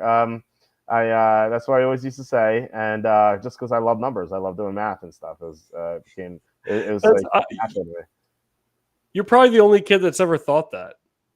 Probably. I was Everyone weird kid. wants to be an astronaut or or like I don't know. Yeah, sports ball player. Yeah, for sure. Yeah. I always wanted to be a mathematician, so that was just me. Wow. I heard about Fields' dislocated toe. Yeah, Andy told me about that because in the morning I was looking at the stock market and stuff, and then I because I'm in Vegas, kind of like off kilter with what I'm doing, and so I just didn't even look at the news. And Andy pulled out his phone and it's like, "Oh, Fields is going to be okay." I'm like, "What happened?" I didn't hear about this. He got carted off with a leg injury, and I guess if I was watching that real time, I'd be like, "Oh man, is he done for the year?" But it's only dislocated toe, so he's day to day. So fortunately, that's good. Moosh says he wants to hear Slew's thoughts on the Eagles this year. He's sharp. Yes, Slew, let's hear your thoughts on the Eagles. The boss, did you hear about Neighbors' toe? Well, he's practicing fully. I heard that he might need surgery on it eventually, but he's practicing fully, so I'm not like too concerned. And then Sue says it's all good in the neighborhood unless you have Indian kids going door to door selling sprinkle cookies or little girls selling Dixie cup lemonade. Yeah, we have some hooligans in my neighborhood for sure. But they're all grown up, and now they're new hooligans who are friends of my son. So I hope my son stays in the right crowd. Okay, so I want to talk about that arbitrage. So we're good on the over unders. Like I said, I have a bunch of papers here, and I could throw some stuff at you unless you have like some week 1 stuff, as I kind of like, or if you have like, go for it. Well, there's division stuff. There's regular season wins. We talked about that. Most regular season wins. Did you have a team that you were thinking of as most regular season wins? And I can tell you the odds, which I guess you should probably like look at the odds first. But on top of your head, like who would you say is like team most likely to have the most, or team to have the most regular season wins, or and also fewest regular season wins. I'm going to guess that the favorite. I mean, this isn't rocket science, but is the favorite the Bills or the Eagles, or The Bills are 4-1, the Ravens are 5-1, and then the Eagles and Chiefs are 9-1. Wow, And then after that, you get the Niners at 14-1, Lions at 18-1. Again, no one's betting them. Oh, the Rams are 16-1, Redskins 20-1, and then Buccaneers, Packers, and Chargers, and Vikings and Bengals are all 25-1. So what do you think what do you think of my Green Bay Packers? Okay. I mean, I don't really trust Matthew Golden, but he could be good, maybe. I don't know. I don't really trust no cookie Jordan Love, and yeah, I don't know. They're okay, I guess. I don't think they're a great team. I think they're a good team. Would you take him at 25-1 for most wins? No, I don't think anything here excites me. I was wondering if you liked any of these. The Bills I have as the most wins in my season preview, but they're 4-1, so there's no value. Yeah. The fewest regular season wins, you have Saints are the favorite, quote unquote, at 4-1. Browns are plus 450. Giants are plus 550. And then you get Jets 10-1, Titans 12-1, Raiders 18-1. Raiders just cut Christian Wilkins today for some reason. Panthers and Colts 20-1, and Dolphins at 25-1. I think Dolphins at 25-1 is. I was just going to say that. It's slightly interesting. I don't know. I don't think they're going to have the fewest wins, but 25-1 is a little interesting. I don't know if I'm going to bet it. I'll think about it. Mm-hmm. Yeah, I was thinking that. Yeah, but the thing is, like, if you go back to the strength of schedule, which thank you, Sue, once again, the Dolphins have the 20th, or I should say the 13th easiest schedule in the NFL. Wow. So I would like a team that has the toughest schedule. You know, if you look at the Browns have the 7th toughest schedule. The Giants have the 4th toughest schedule, so they could be at plus 550. Maybe they're the team we should go with. And then the Saints, unfortunately, have the 3rd easiest schedule. So even though they look like a train wreck, I would not bet them to have the fewest wins. Mm-hmm. And so then you have the Jets. Jets have the 6th easiest schedule, I think. And then at the Raiders at 18-1 have they're right in the middle of the pack, 17th in strength of schedule. So nothing there. Panthers, I assume they're easy. Yeah, they're 28th, and the Colts are 19th. So they're in the middle of the pack. So out of all the teams with the best odds to have the fewest wins, the Giants have by far the toughest schedule. Well, Giants and Browns have the toughest schedule by far. So maybe it's worth it to bet the Giants. I think to have the fewest wins. Although I feel like they should be better with Russell Wilson, Jameis Winston, and I don't know about the rookie quarterback, but I think like those guys are definitely a lot better than Tommy DeVito and Drew Lock. But at the same time, like his team kind of sucks too. So, and we saw Russell Wilson at the end of last year. He was awful. It's kind of like running on fumes for the Steelers. So, yeah, I don't know. I think that's worth a look. Giants to have the fewest wins. I don't know what I have them in my season previews. I should look that up for a second. But any thoughts as I do that? Yeah, I don't know. What's your take on Dallas this year? You think that they're because I really like the Eagles as things stand now, week 1. Are you into that? Yeah, I like the Eagles week 1. I think the Cowboys are very poorly coached, and but like their win total is 7.5, so it's not like there's a lot of value. I think people kind of expect them not to be good, but I feel like there's like a segment of fans who always always like think the Cowboys going to be better than they are. But I really hate Brian Schottenheimer. I think he's just an awful coach.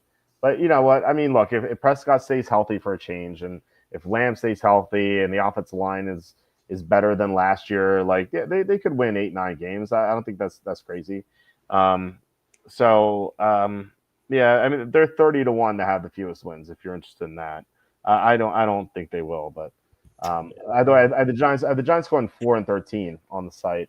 The team with the fewest wins I have on the site are the Saints 2-15, which I probably should investigate because they have such an easy schedule. But that team is really bad though. So can't make any sense. I thought the 49ers had the easy schedule. They do. On the screen it's 30 seconds. So 30 seconds. So it's 30-second toughest schedule right here, 32. And then you have the Patriots, 31 at the second easy schedule, and so on and so forth. So one is Detroit. They have the toughest schedule. So another reason why you should be anti-Detroit, just because Jared Goff's actually going to have to play outdoors this year, which he didn't really have to last year. He played outdoors twice, and once the weather was nice. The other one was that Green Bay game one, which was rainy, but Jordan Love was injured. He could barely move. So that really impacted that game. Yeah, so. I really like the Detroit under as well, as we said earlier. Packers are one of my favorite picks, and I know I'm biased, but they're one of my favorite picks of week one as things stand now. Regular season propositions. I'm going to throw these at you. Let me know if you like any of these. Saquon Barkley to rush for 2,000 plus yards is 12-1. I say no. I say no as well. That's just so hard to repeat, especially with a history of injuries. I hope he does. He's so much fun to watch, but yeah, I mean that's tough to. I mean, he's going to have basically a repeat season, right? It's tough to do. History of injuries. I don't like it. Lamar Jackson have 40 plus passing touchdowns, which he did last year, 6-1. It's okay. I think there's regression here, but I don't think he will. I think he'll have 35. I'll just 40 is a lot. Pass on that. I mean, yeah. Josh Allen to have 40 plus passing touchdowns is 10-1. That easy schedule, maybe? I don't know. You guys in the chat have any? I mean, I'm inclined to give that. Maybe what was it again? 10-1, 40 plus passing touchdowns. I think there's some value there. Yeah. Mahomes to have 40 plus passing touchdowns is 7-1, and then Joe Burrow, same thing, is only 3-1. Not dying to bet 3-1, but it feels like the Bengals are going to throw a lot this year. Travis Hunter to win both Offensive Rookie of the Year and Defensive Rookie of the Year is 100-1. You like that? Give me $1 on it. Yeah, right. I was actually looking at that it's $5, so why not? Okay, let's. We have both. Will team go 17-0 is 20-1. Will team never go take 17 never is 10-1. Yeah, never make that bet. 200-1. I wouldn't. Yeah, no team is great enough or bad enough to meet that this year. I don't think. The NFL Protector of the Year. We have odds on that. Which is the new look. I swear, NFL Protector of the Year. It's a new award, the best offensive lineman. Penei Sewell, the left tackle for the Lions, is the favorite, 6-1. And then you have Tristan Wirfs, who's 10-1. They should probably change those odds because he's out for 3 weeks or so. And Trent Williams is 10-1, which I think is kind of interesting. The guy I really think is interesting is Christian Darrisaw, who's 40-1, the Vikings left tackle.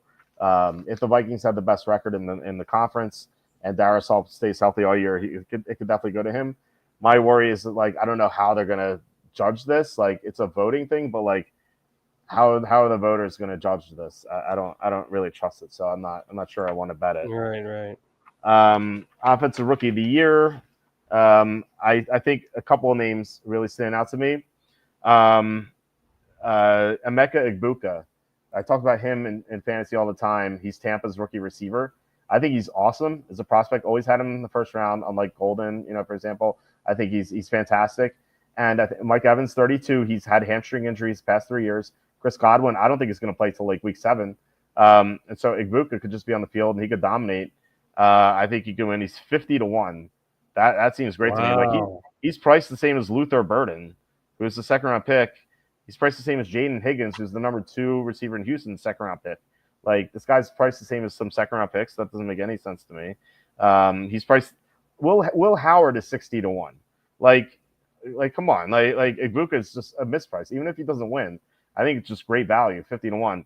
And a guy I want to throw a little bit on is Dante Thornton Jr., the Raiders' number one receiver now. I think Jacoby Myers is number one, but I think Thornton could be the number one potentially. And that got Charlie. It's from Charlie Campbell, by the way, who he follows these players no matter like more than anyone, and he has sources. And he actually on Tuesday's show he said he spoke to Raiders sources, and they said this guy was legit. Like this guy is.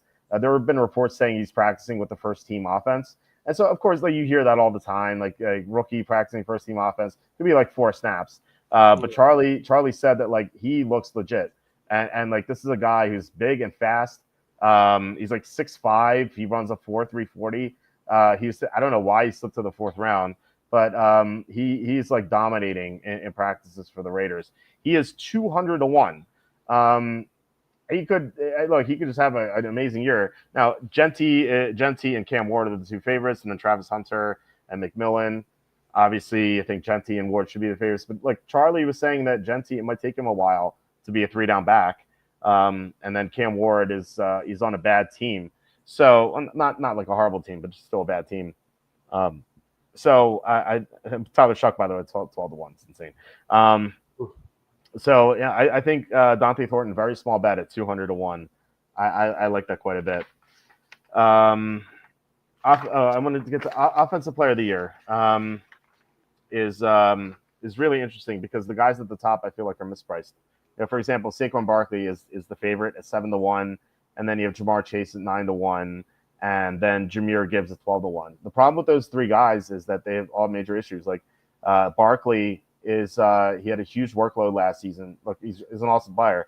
He had a huge workload last season. They said they're going to limit his workload a little bit, and the Eagles I think are going to be a little bit worse. They lost one of their guards, so I think Barkley's not going to have the great season he had, and he won this award last year. So there could be some fatigue there. Chase, I don't think the Bengals are going to make the playoffs, so I don't see offensive player of the year on a team that's going to miss the playoffs.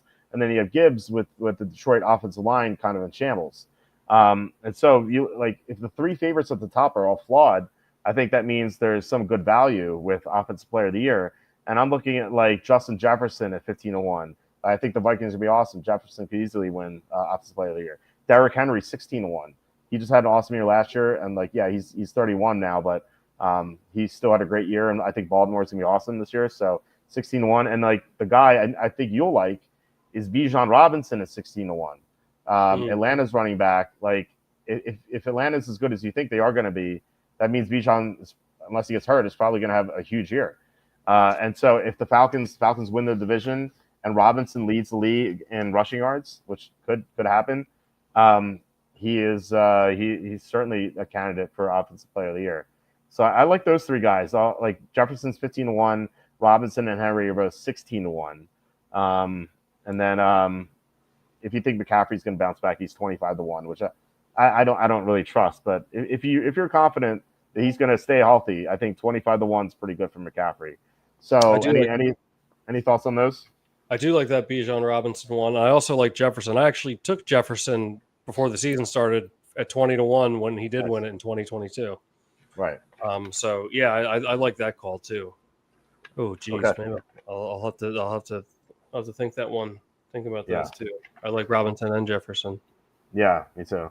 MVP, I feel like there's not much here. Like I talked about McCarthy before. I bet Jane Daniels already. I think at 11-1. But like it's going to go to like one of the 5 quarterbacks, I think. Exact wins. I have exact wins. If you want to hear a team, I have that for you. And then if you said some week 1 stuff too, right? I know you have to go soon, but were there any other things you want to look at, including week 1? No, I think because I as things stand now, I like the Eagles too. I think we have three pretty solid picks for our week 1 circuit card for our joint entry. We have Browns, we have Falcons, and we have Packers, right? Yeah. Is there any other leans you have right now? You're talking maybe you said Steelers, right? Yeah, Steelers I'm interested in. Eagles I'm interested in. What else did I have on here? I think the pack. Oh, sorry. What was I going to say? the Cardinals at -6 against the Saints. New coach plus new quarterback. Rams. Sean McVay is awesome in week 1 against the Texans. Now it's against potentially a good team, so I'm not like in love with it, but I think that's interesting. I do like the Vikings, even though Andy, even though Andy, not Andy Reid, Andy likes the Vikings. Andy Reid might like the Vikings too. I don't know. Right. Jeez, Carolina, Jacksonville. My knee-jerk reaction is to take Carolina. But I don't know. Go ahead. I mean, look, new coach for the Jaguars could be tough. I'm not anti-Carolina. They were awful to start last year, so I don't know if there's like a Cincinnati situation where like a Dave Canales team is going to be awful in weeks 1 and 2. Because I remember weeks 1 and 2 they got obliterated by the Saints and the Chargers, and then week 3 they won at the Raiders despite being big underdogs. So there might be something to that. I don't know, but I'm not dying to take Jacksonville either. So right. You can sell me on Carolina potentially if they're +3. Well, we'll see. I mean, we'll see what happens between now and then, but right. I don't know. I think they're another team that I think will exceed expectations. So we'll see if Carolina. Yeah, I mean, I like them getting +3 there, but we'll see what the line is by the time the week 1 rolls around. So yeah, and as you see here, they have the 5th easy schedule in the NFL, so that kind of bodes well for them. Yeah, Kim McGill says Detroit has 7 outdoor games. Yeah, it's much more than last year. Like I said, I think they had 2 last year. At Chicago, at Green Bay. They all will always have 2 at Chicago, at Green Bay. I think that's it. That's the only outdoor games they had, which is kind of crazy if you think about it. They just like dodged all the other outdoor games. Really. Yeah, they're lucky Minnesota doesn't play outdoor games. I don't understand that could be the greatest home field advantage on the planet, or at least in the NFL. Just Minnesota. I've been there in February. It is so cold.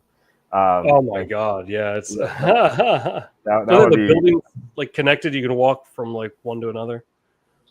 Yeah. But like, I don't know. I lost. Someone stole my coat, and so I had to walk in the -3 degree weather, and it was like windy. It's like awful. It's like one of the worst things. So brutal. And like there's at the train station, there's a button that says push for heat, and then like this like lamp lights up, and like this heat comes down on you. Wow, it's so weird. It helped a little bit. It really helped just a tiny bit, but it was pretty brutal. But yeah, we had to take a train to the Mall of America so I can get a replacement coat.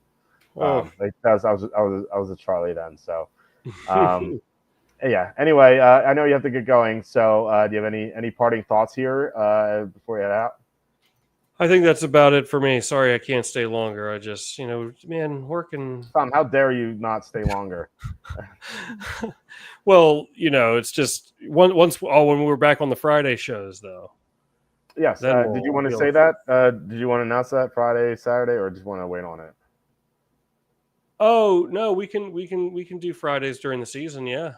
Yeah, we're talking about switching our Saturday show to Friday night during the season to kind of like accommodate what we do for the Super Contest, because we're now Circa Million, because like we talk on Friday nights anyway, and so we just thought it'd be easier to do shows on Friday, and then like Saturday I'll do like a short video, so like we can stream live on Friday nights instead of Saturday nights. So like we'll still have the Tuesday, Wednesday, Thursday show, but like Friday instead of Saturday during the season. I don't know if that'll still be true after the season. We'll have to talk about it, but that's what we're going to do during the season. So yeah, it should be. I mean, look, it's going to be the same show we do during the season. We'll still have a lot of like week picks and stuff like that and whatnot, and I'm sure some of the crazy stuff too. So I'm definitely looking forward to it. As am I. It's almost that time, buddy. Yeah, absolutely. All right, guys. Thanks so much for watching and commenting. Really appreciate it. Thanks, Tom, for joining us tonight. And yeah, it was for this Vegas show, which is always fun. Please hit like, subscribe, comment below, share this video, visit the link in the description for the merch store, and follow Tom at Quacky_T on Twitch, and follow him on Twitter or X, where he gives baseball picks like the Red Sox the other night. Yeah, I appreciate everyone joining. It's always a great time as always. Walt, looking forward to doing it again next week. Yeah, looking forward to it. All right, guys. We're going to head out. No Saturday show. It's going to be my last night in Vegas, so it'd be tough to do a show anyway, and I don't have any guest book anyway. So we'll be back on Tuesday, full slate of shows next week. And then we're going to get a week from now. It's the start of the preseason. It's the All Fame game a week from now. Just kind of crazy. So, all right, guys. Hope you have a great night, a great weekend as well, and I will talk to you Tuesday.